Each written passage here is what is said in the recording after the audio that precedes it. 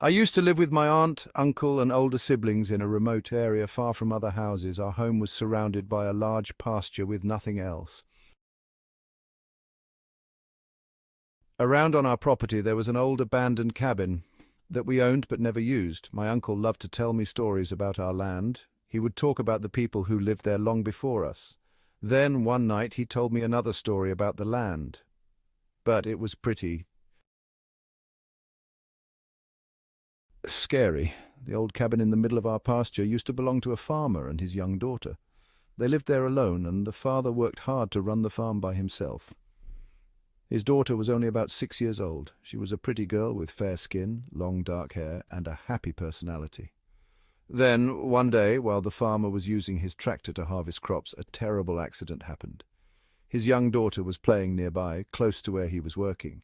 He saw her too late and tried to shout for her to move away as it was dangerous, but she didn't hear him. It was a very tragic accident. As a little girl myself, I found it hard to believe that something so awful could really happen. Or maybe I just didn't want to believe it because it scared me so much. My brother Robert is a typical young guy, strong, muscular, and fearless. He never gets scared, and I had never seen him cry until this happened. One weekend, Robert decided to invite a few of his friends over for a camping trip. They planned to stay in the old abandoned cabin on our property, thinking it was time to clean it up and make use of it. They were excited about the project and spent a lot of time fixing up the cabin before their camping trip. Now, my uncle had only told me the story about the farmer and his daughter. My brother and his friends didn't know anything about it. As it started to get dark, they went out to the cabin. They hung out and did whatever guys do when they're together. But what I remember most is what happened when they were getting ready to go to sleep. I'll never forget the look on Robert's face when he ran back to the house with his friends, sweating and out of breath. They were all visibly shaken. Robert had gone to bed a little later than his friends and was lying in one of the old beds in the middle of the night. He woke up because he thought he heard someone crying. Then a faint scream came from outside. The sound seemed to be coming from somewhere out in the pasture, and it really scared him. He said it felt like something was trying to get into the cabin, and he couldn't shake the feeling of being watched. He tried to ignore it and go back to sleep, thinking it might just be coyotes in the distance. But he couldn't explain the sobbing. After a few minutes of trying to fall back asleep, he got really frustrated because the crying and screaming wouldn't stop. Finally, he sat up in his bed, and what he saw next scared him so much that it stayed with him for the rest of his life.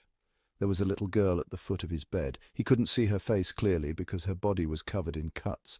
All he could tell was that she was very young, like a child, with long dark hair. She was crying non-stop, and it was the kind of crying that makes you feel sick, because it sounded like she was in so much pain, and there was nothing anyone could do to help.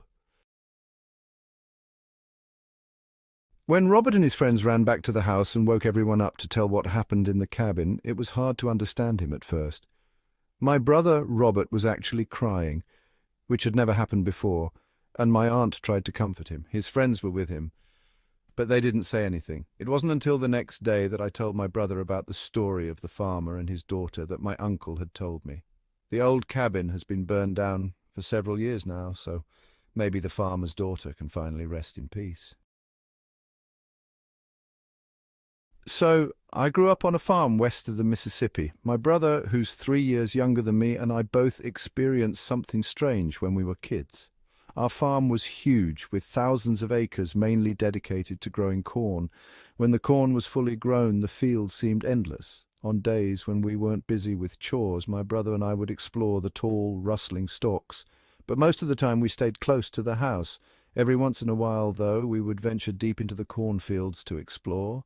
The tall corn stalks made it feel like we were in a huge green jungle, and we always found something interesting, whether it was a secret spot or an animal. I have so many good memories from those days. Anyway, on one particular day,